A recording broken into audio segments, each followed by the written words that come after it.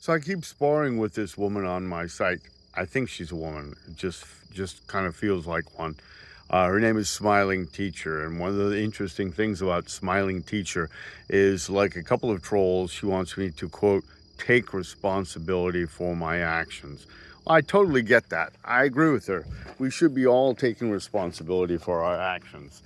So let's talk about responsibility, shall we? So my taking responsibility has always been doing things like staying late and finishing grading papers, or coming in on a Saturday and tutoring a kid while many of my colleagues wouldn't go anywhere near the building. I see, many of them. I remember members of the English department would sneak out because their planning period was seventh period. They'd actually ask the administrator to make it that way because they were all buddy-buddy. The point I'm making is responsibility goes a number of different directions, doesn't it?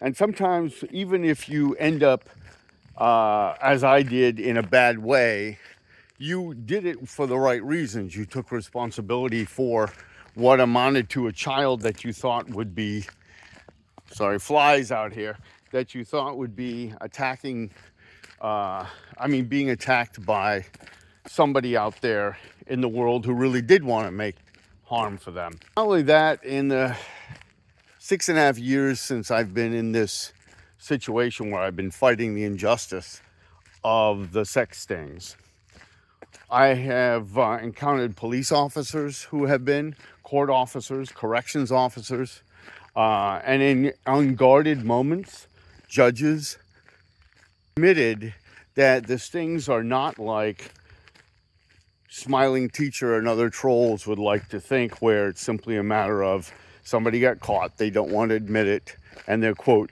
not taking responsibility, unquote. And if you really get into it and you listen to them and you hear what they say, and then you look at some of the investigative reports done by Reason.com and the Appeal magazine, which don't have huge circulations, but just enough of people who are intellectually curious, that should give you enough pause, or should give you enough ability to question what you see and see that it's not simply a one-size-fits-all. It's not simply listening to the police. It's all the evidence.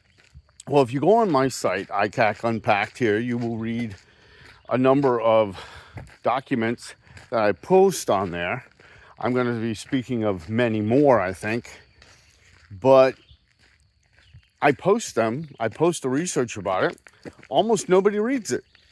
This is the direct answer and refutation to some of the things that you're saying, but you won't read it. You also say things, you trolls out there and others who are doubting. And doubting is good, don't get me wrong. The channel is about educating and letting people blow off steam. And some people have come on there who have been abused and said, I'm part of that abuse community. And others, though, have come on there and say, yeah, I've been abused, this isn't it. But if you're going to believe what you read in the court documents and say that that's true, then you also, it seems to me, have to be open to believing that when the courts exonerate you, when they dismiss a case, that they dismissed it for good reasons also, and that you're not responsible for those. But what I hear is, well, just because they dismissed it doesn't mean that you're not responsible.